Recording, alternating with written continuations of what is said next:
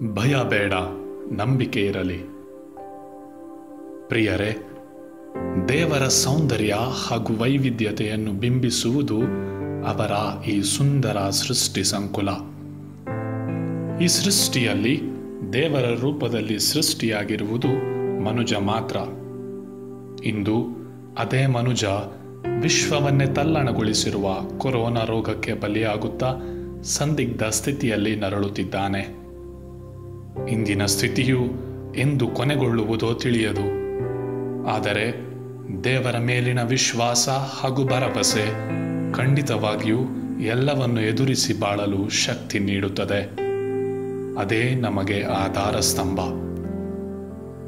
ಇಂದಿನ ಈ ಪ್ರಾರ್ಥನಾ ಸಮಯದಲ್ಲಿ ನಾವು ವಿಶೇಷವಾಗಿ ಕೊರೋನಾ ರೋಗಕ್ಕೆ ಬಲಿಯಾದ ಹಾಗೂ ಗುಣಮುಖವಾಗುತ್ತಿರುವ ಎಲ್ಲ ಜೆಸ್ವಿಟರಿಗಾಗಿ, ಅವರ ಕುಟುಂಬದ ಸದಸ್ಯರಿಗಾಗಿ, ಬಂಧು ಮಿತ್ರರಿಗಾಗಿ, ಕಷ್ಟಕಾಲದಲ್ಲಿ ಅವರಿಗೆ ಸ್ಪಂದಿಸುತ್ತಿರುವ ಸರ್ವರಿಗಾಗಿ, ತಮ್ಮ ಪ್ರಾಣದ ಹಂಗು ತೊರೆದು ರೋಗಿಗಳ ಶುಶ್ರೂಷೆ ನೀಡುತ್ತಿರುವ ವೈದ್ಯ ದಾದಿಯರಿಗಾಗಿ, ಜನರ ಹಿತಾಸಕ್ತಿಯತ್ತ ಗಮನ ಹರಿಸಲು ಜನಸೇವಕರಿಗಾಗಿ ಪ್ರಾರ್ಥಿಸೋಣ. ಎಲ್ಲಿ 3 ಅಥವಾ 4 ಜನ ನನ್ನ ನಾಮದಲ್ಲಿ ಸೇರುತ್ತಾರೋ ಅಲ್ಲಿ ನಾನು ಪ್ರಸನ್ನನಾಗಿರುವೆ ಎಂದ ಅದೇ ಪ್ರಭುವು ತಮ್ಮ ಎಲ್ಲ ಜನರನ್ನು ಗುಣಪಡಿಸಲಿ ಎಂಬ ಪ್ರಾರ್ಥನೆ ನಮ್ಮದಾಗಲಿ.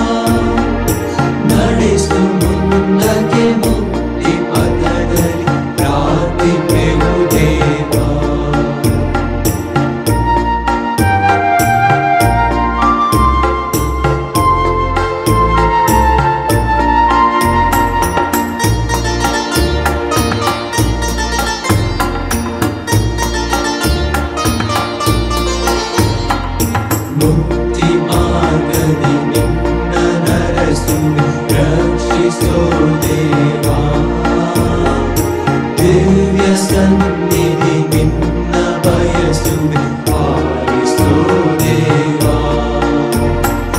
ಮುಕ್ತಿ ಮಾರ್ಗದಿ ನಿನ್ನ ನರಸುವೆ ರಕ್ಷಿಸೋ ದೇವಾ.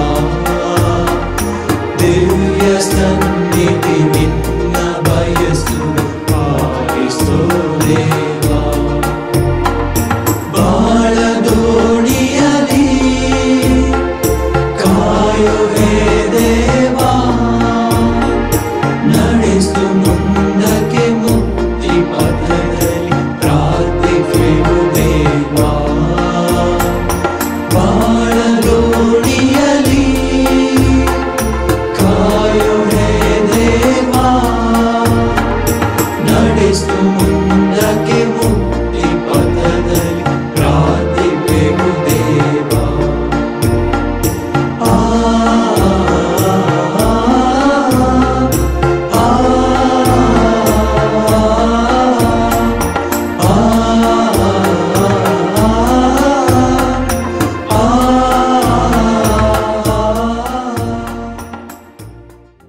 ಪ್ರಾರಂಭ ಪ್ರಾರ್ಥನೆ. ಪ್ರೀತಿಮಯ ತಂದೆಯೇ, ನೀವು ನಮ್ಮನ್ನು ಸದಾ ಪ್ರೀತಿಸಿ ಮುನ್ನಡೆಸುವ ದೇವರಾಗಿದ್ದೀರಿ.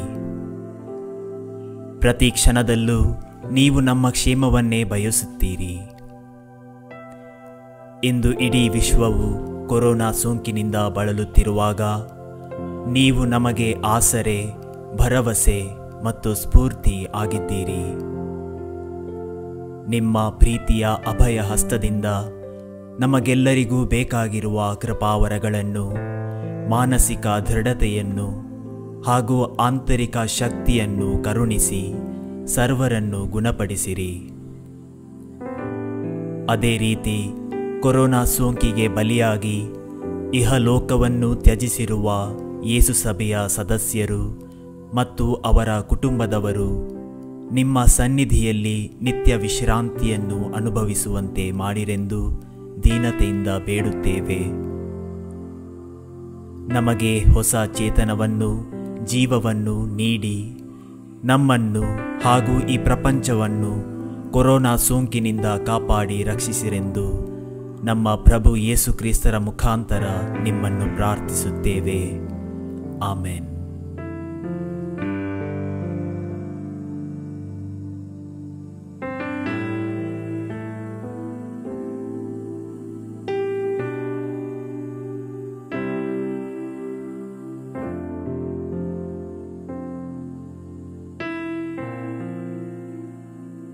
ಸಂತ ಮಾರ್ಕನು ಬರೆದ ಶುಭ ಸಂದೇಶದಿಂದ ವಾಚನ. ಆ ದಿನ ಸಾಯಂಕಾಲ ಯೇಸು ಸ್ವಾಮಿ ತಮ್ಮ ಶಿಷ್ಯರಿಗೆ ಸರೋವರದ ಆಚೆ ದಡಕ್ಕೆ ಹೋಗೋಣ ಎಂದರು. ಆಗ ಶಿಷ್ಯರು ಜನರ ಗುಂಪನ್ನು ಬಿಟ್ಟು ದೋಣಿಯಲ್ಲಿ ಕುಳಿತಿದ್ದ ಯೇಸುವನ್ನು ಹಾಗೆಯೇ ತಮ್ಮ ಜೊತೆಯಲ್ಲಿ ಕರೆದುಕೊಂಡು ಹೊರಟರು. ಆ ದೋಣಿಯ ಸಂಗಡ ಬೇರೆ ದೋಣಿಗಳು ಇದ್ದವು. ಸ್ವಲ್ಪ ಮುಂದೆ ಹೋಗುವಷ್ಟರಲ್ಲೇ ದೊಡ್ಡ ಬಿರುಗಾಳಿ ಎದ್ದಿತು. ಅಲೆಗಳು ದೋಣಿಗೆ ಅಪ್ಪಳಿಸತೊಡಗಿದವು. ದೋಣಿಯೊಳಗೆ ನೀರು ನುಗ್ಗಿ ಅದು ತುಂಬಿ ಹೋಗುವುದರಲ್ಲಿತ್ತು. ಯೇಸುವಾದರೂ ದೋಣಿಯ ಹಿಂಭಾಗದಲ್ಲಿ ದಿಂಬನ್ನು ಒರಗಿ ನಿದ್ದೆ ಮಾಡುತ್ತಿದ್ದರು. ಶಿಷ್ಯರು ಅವರನ್ನು ಎಬ್ಬಿಸಿ, ಗುರುವೇ, ನಾವು ಸಾಯುತ್ತಿದ್ದೇವೆ, ತಮಗೆ ಚಿಂತೆಯೇ ಇಲ್ಲವೇ ಎಂದರು. ಆಗ ಯೇಸು ಎಚ್ಚೆತ್ತು ಬಿರುಗಾಳಿಯನ್ನು ಗದರಿಸಿದರು. ಸರೋವರಕ್ಕೆ ಶಾಂತವಾಗಿರು, ಮೊರೆಯಬೇಡ ಎಂದು ಆಜ್ಞಾಪಿಸಿದರು. ತಕ್ಷಣ ಬಿರುಗಾಳಿ ನಿಂತಿತು. ವಾತಾವರಣ ಪ್ರಶಾಂತವಾಯಿತು. ಅನಂತರ ತಮ್ಮ ಶಿಷ್ಯರಿಗೆ, ಏಕೆ ಇಷ್ಟು ಭಯ? ಇನ್ನೂ ನಿಮಗೆ ವಿಶ್ವಾಸವಿಲ್ಲವೇ ಎಂದರು. ಶಿಷ್ಯರಾದರೋ ಭಯಭ್ರಾಂತರಾಗಿ, ಗಾಳಿಯೂ ಸರೋವರವು ಇವರು ಹೇಳುವಂತೆ ಕೇಳಬೇಕಾದರೆ ಇವರು ಯಾರಿರಬಹುದು ಎಂದು ತಮ್ಮೊಳಗೆ ಮಾತಾಡಿಕೊಂಡರು. ಪ್ರಭುವಿನ ಶುಭ ಸಂದೇಶ.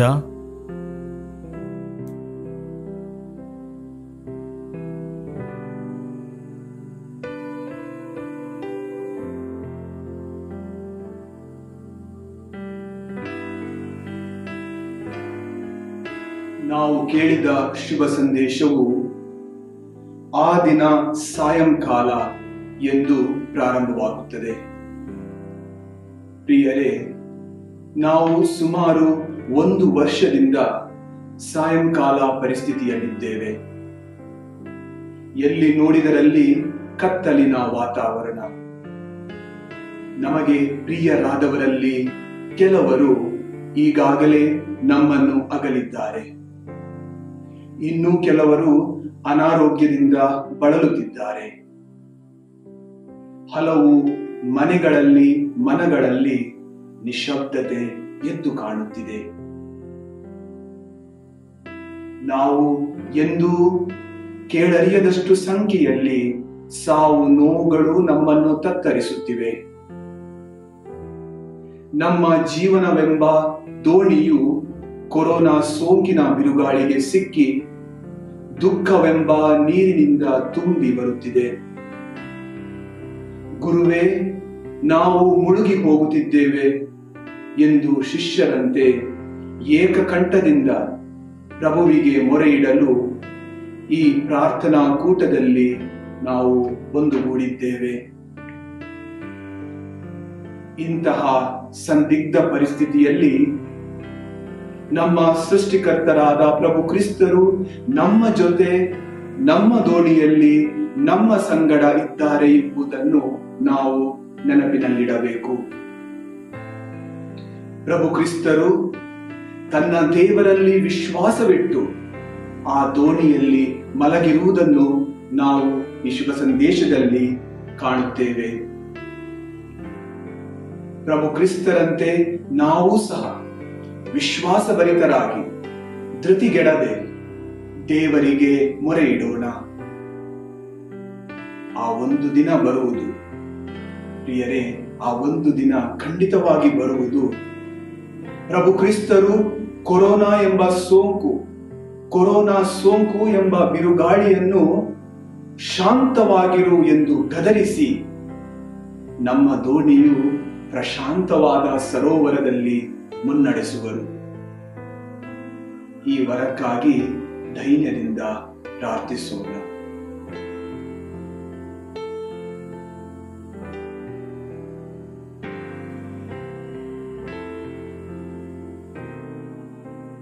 ವಿಶ್ವಾಸಿಗಳ ಪ್ರಾರ್ಥನೆ. ನಿಮ್ಮ ಉತ್ತರ: ಪ್ರೀತಿ ಸ್ವರೂಪಿ ತಂದೆಯೇ, ನಮ್ಮ ಪ್ರಾರ್ಥನೆಯನ್ನು ಆಲಿಸಿರಿ. ಯೇಸು ಸಭೆಯ ಸದಸ್ಯರಿಗಾಗಿ ಪ್ರಾರ್ಥಿಸೋಣ. ವಿಶೇಷವಾಗಿ ಕೊರೋನಾ ಸೋಂಕಿಗೆ ಒಳಗಾದ ಜೆಸುವಿಟರು ಮಾನಸಿಕವಾಗಿ ಮತ್ತು ಆಧ್ಯಾತ್ಮಿಕವಾಗಿ ನೋವನ್ನು ಅನುಭವಿಸುತ್ತಿರಬಹುದು. ಅವರು ತಮ್ಮ ಭರವಸೆ ಮತ್ತು ಶಕ್ತಿಯನ್ನು ಪುನರುತ್ಥಾನಿ ಕ್ರಿಸ್ತನಲ್ಲಿ ಕಂಡುಕೊಳ್ಳಲೆಂದು ಹಾಗೂ ಅವರ ಪ್ರೀತಿಯ ಸ್ಪರ್ಶದಿಂದ ಶೀಘ್ರವೇ ಗುಣಮುಖವಾಗಲೆಂದು ಪ್ರಾರ್ಥಿಸೋಣ. ನಿಮ್ಮ ಉತ್ತರ: ಪ್ರೀತಿ ಸ್ವರೂಪಿ ತಂದೆಯೇ, ನಮ್ಮ ಪ್ರಾರ್ಥನೆಯನ್ನು ಆಲಿಸಿರಿ. ನಮ್ಮ ಕುಟುಂಬಗಳಿಗಾಗಿ ಪ್ರಾರ್ಥಿಸೋಣ. ಕುಟುಂಬದಲ್ಲಿ ಭಯಭೀತರಾಗಿ ಖಿನ್ನತೆಗೊಳಗಾಗಿರುವ ಅವರು ದೇವರಲ್ಲಿ ಶಕ್ತಿ ಪಡೆಯಲಿ. ಕೊರೋನಾ ಸೋಂಕಿಗೆ ತುತ್ತಾಗಿರುವ ಕುಟುಂಬದ ಸದಸ್ಯರು ದೇವರ ಕೃಪಾಹಸ್ತದ ಸಹಾಯದಿಂದ ಗುಣಮುಖವಾಗಲಿ ಹಾಗೂ ಕುಟುಂಬದಲ್ಲಿ ಮೃತಪಟ್ಟ ಸರ್ವರಿಗೂ ನಿತ್ಯ ವಿಶ್ರಾಂತಿ ದೊರಕಲಿ. ಅಂತೆಯೇ ತಮ್ಮ ಪ್ರೀತಿಪಾತ್ರರ ಅಗಲಿಕೆಯಿಂದ ನೊಂದ ಕುಟುಂಬದ ಸದಸ್ಯರಿಗೆ ಪ್ರಭುವಿನ ಪ್ರೀತಿಯಲ್ಲಿ ಸಾಂತ್ವನ ದೊರಕಲಿ ಎಂದು ಪ್ರಾರ್ಥಿಸೋಣ. ನಿಮ್ಮ ಉತ್ತರ: ಪ್ರೀತಿ ಸ್ವರೂಪಿ ತಂದೆಯೇ, ನಮ್ಮ ಪ್ರಾರ್ಥನೆಯನ್ನು ಆಲಿಸಿರಿ. ವೈದ್ಯರು, ವೈದ್ಯಕೀಯ ಹಾಗೂ ಆರೋಗ್ಯ ಶುಶ್ರೂಷೆ ಮಾಡುವವರು, ನೈರ್ಮಲ್ಯ ಕಾಪಾಡುವುದಕ್ಕಾಗಿ ದುಡಿಯುತ್ತಿರುವವರಿಗಾಗಿ ಪ್ರಾರ್ಥಿಸೋಣ. ಕೊರೋನಾ ಸೋಂಕಿನ ವಿರುದ್ಧ ವೀರ ಯೋಧರಂತೆ ಮುಂಚೂಣಿಯಲ್ಲಿ ನಿಂತು ಹೋರಾಡುತ್ತಿರುವ ಇವರನ್ನು ದಯಾಮಯ ದೇವರು ಸಂರಕ್ಷಿಸಲಿ. ದೇವರ ಆಧ್ಯಾತ್ಮಿಕ ಶಕ್ತಿ ಇವರ ಶಕ್ತಿಯನ್ನು ದ್ವಿಗುಣಗೊಳಿಸಲಿ. ಇದರಿಂದ ಅವರು ಧೈರ್ಯದಿಂದ ಹೋರಾಡುವಂತಾಗಲೆಂದು ಪ್ರಾರ್ಥಿಸೋಣ. ನಿಮ್ಮ ಉತ್ತರ: ಪ್ರೀತಿ ಸ್ವರೂಪಿ ತಂದೆಯೇ, ನಮ್ಮ ಪ್ರಾರ್ಥನೆಯನ್ನು ಆಲಿಸಿರಿ. ನಮ್ಮ ಹಿತೈಷಿಗಳಿಗಾಗಿ ಪ್ರಾರ್ಥಿಸೋಣ. ಕೊರೋನಾ ರೋಗದ ಈ ಸಂದಿಗ್ಧ ಪರಿಸ್ಥಿತಿಯಲ್ಲಿ ತಮ್ಮ ಕುಟುಂಬದ ಜವಾಬ್ದಾರಿಯ ಜೊತೆಗೆ ಬಡವರ ಮತ್ತು ಅಗತ್ಯದಲ್ಲಿರುವವರಿಗೆ ನೆರವಾಗಲು ಉದಾರ ಮನಸ್ಸಿನಿಂದ ಜೆಸ್ವಿಟರ ಜೊತೆಗೆ ಕೈ ಜೋಡಿಸುತ್ತಿರುವ ಇವರನ್ನು ಕರುಣಾಮಯಿ ದೇವರು ಹರಸಲಿ. ಅವರನ್ನು ಮತ್ತು ಅವರ ಕುಟುಂಬದವರನ್ನು ದೇವರು ಸುರಕ್ಷಿತವಾಗಿರಿಸಲಿ ಎಂದು ಪ್ರಾರ್ಥಿಸೋಣ. ನಿಮ್ಮ ಉತ್ತರ: ಪ್ರೀತಿ ಸ್ವರೂಪಿ ತಂದೆಯೇ, ನಮ್ಮ ಪ್ರಾರ್ಥನೆಯನ್ನು ಆಲಿಸಿರಿ. ಕೊರೋನಾ ಸೋಂಕಿನಿಂದ ಬಳಲುತ್ತಿರುವ ಎಲ್ಲ ವೃದ್ಧರಿಗಾಗಿ ಹಾಗೂ ಮಕ್ಕಳಿಗಾಗಿ ಪ್ರಾರ್ಥಿಸೋಣ. ಭಗವಂತನ ಕೃಪಾಕಿರಣಗಳು ಅವರನ್ನು ಆವರಿಸಿ ರೋಗದಿಂದ ನರಳುತ್ತಿರುವ ಎಲ್ಲರಿಗೆ ಬೇಕಾದ ಶಕ್ತಿಯನ್ನು ಮಾತ್ರವಲ್ಲದೆ ತಮ್ಮ ಕರಗಳಿಂದ ಅವರೆಲ್ಲರನ್ನು ಆಲಂಗಿಸಿ ಗುಣಪಡಿಸಲೆಂದು ಪ್ರಭುದೇವರಲ್ಲಿ ಪ್ರಾರ್ಥಿಸೋಣ. ನಿಮ್ಮ ಉತ್ತರ: ಪ್ರೀತಿ ಸ್ವರೂಪಿ ತಂದೆಯೇ, ನಮ್ಮ ಪ್ರಾರ್ಥನೆಯನ್ನು ಆಲಿಸಿರಿ. ದೇಶದ ಎಲ್ಲ ರಾಜಕೀಯ ಮುಖಂಡರುಗಳಿಗಾಗಿ ಪ್ರಾರ್ಥಿಸೋಣ. ದೇಶದ ನಾಗರಿಕರ ಉತ್ತಮ ಭವಿಷ್ಯವನ್ನು ತಮ್ಮ ಗಮನದಲ್ಲಿರಿಸಿ ಜನರ ಏಳಿಗೆಗಾಗಿಯೇ ತಮ್ಮನ್ನು ಮುಡಿಪಾಗಿಡಲು ನಿರ್ಧರಿಸಿರುವ ಅವರು ತಮ್ಮ ಸೇವೆಯ ಮೂಲಕ ಈ ಭಯಭೀತಿಯ ಸಮಯದಲ್ಲಿ ಕಾರ್ಯರೂಪಕ್ಕೆ ಬರಲು ಬೇಕಾದ ವರಗಳಿಗಾಗಿ ದೇವರಲ್ಲಿ ಪ್ರಾರ್ಥಿಸೋಣ. ನಿಮ್ಮ ಉತ್ತರ: ಪ್ರೀತಿ ಸ್ವರೂಪಿ ತಂದೆಯೇ, ನಮ್ಮ ಪ್ರಾರ್ಥನೆಯನ್ನು ಆಲಿಸಿರಿ.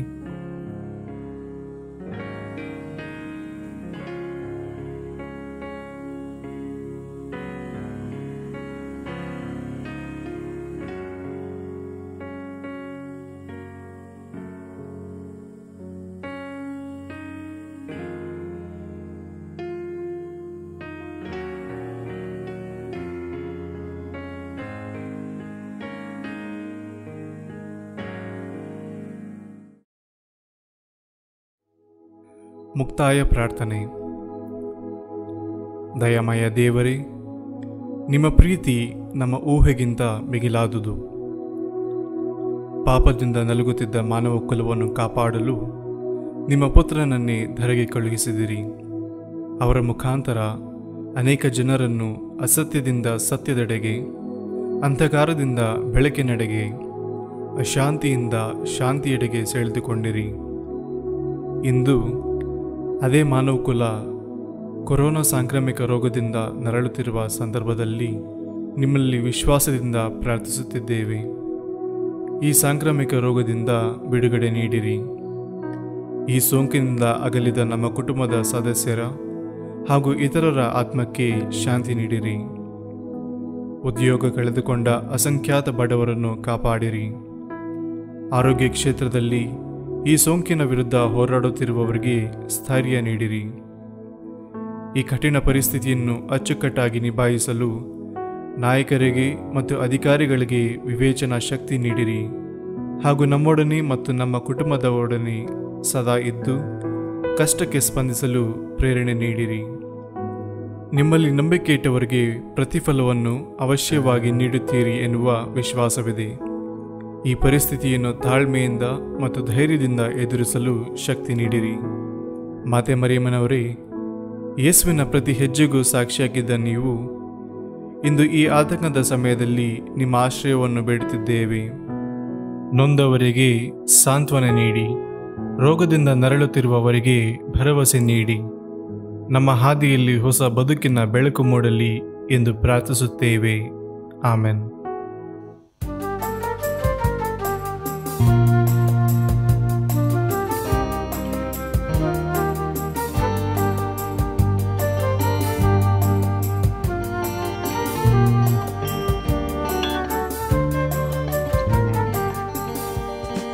ಬಾಳೆಂಬ ಕಡಲಲ್ಲಿ ಮಾತೆ ಧ್ರುವತಾರಿ ನೀನಾಗಿ ಬಂದೆ, ಬಾಳೆಂಬ ಕಡಲಲ್ಲಿ ಮಾತೆ ಧ್ರುವತಾರೆ ನೀನಾಗಿ ಬಂದೆ. ഇരുളാಗಿದೆ ಮನದಿ ಬೆಳಕಿಲ್ಲದೆ ಜಗದಿ, ഇരുಳಾಗಿದೆ ಮನದಿ ಬೆಳಕಿಲ್ಲದೆ ಜಗದಿ. ಕರುಪಿಡಿದು ನಡೆಸೆಲ್ಲನು ಮಾತೆ, ಕರುಪಿಡಿದು ನಡೆಸೆಲ್ಲನು ಮಾತೆ. ಬಾಳೆಂಬ ಕಡಲಲ್ಲಿ ಮಾತೆ ಧ್ರುವತಾರೆ ನೀನಾಗಿ ಬಂದೆ.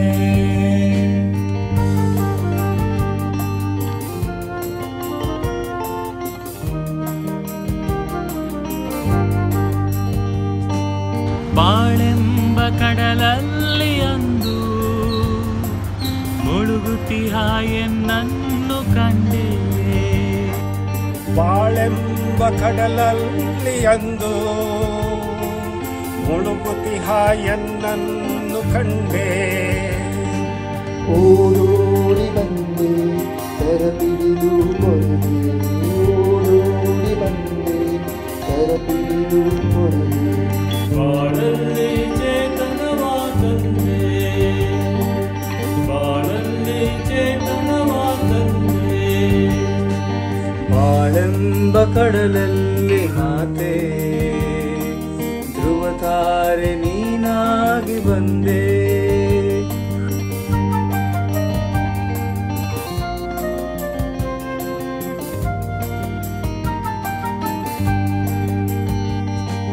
ಪಾಮರರ ಕಾಪಾಡುತ್ತಾಯೇ ಸನ್ಮಾರ್ಗ ನೀ ತೋರು ಮಾತೆ.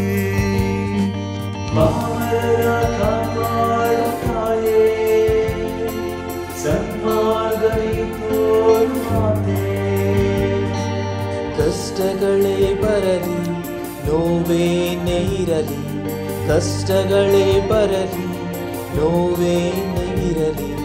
ಬಲ ನೀಡು ಮುನ್ನಡೆ ಮಾತೆ, ಬಲ ನೀಡು ಮುನ್ನಡೆ ಮಾತೆ. ಬಾಳೆಂಬ ಕಡಲಲ್ಲಿ ಮಾತೆ ಧ್ರುವತಾರೆ ನೀನಾಗಿ ಬಂದೆ. ಬಾಳೆಂಬ ಕಡಲಲ್ಲಿ ಮಾತೆ ಧ್ರುವತಾರೆ ನೀನಾಗಿ ಬಂದೆ. ഇരുളಾಗಿದೆ ಮನದಿ ಬೆಳಕಿಲ್ಲದೆ ಜಗದಿ, ഇരുളಾಗಿದೆ ಮನದಿ ಬೆಳಕಿಲ್ಲದೆ ಜಗದಿ. ಕರುಪಿಡಿದು ನಡೆಸೆಲ್ಲನು ಮಾತೆ, ಕರುಪಿಡಿದು ನಡೆಸೆಲ್ಲನು ಮಾತೆ. ಬಾಳೆಂಬ ಕಡಲಲ್ಲಿ ಮಾತೆ ಧ್ರುವತಾರೆ ನೀನಾಗಿ ಬಂದೆ. ಬಾಳೆಂಬ ಕಡಲಲ್ಲಿ ಮಾತೆ ಧ್ರುವತಾರೆ ನೀನಾಗಿ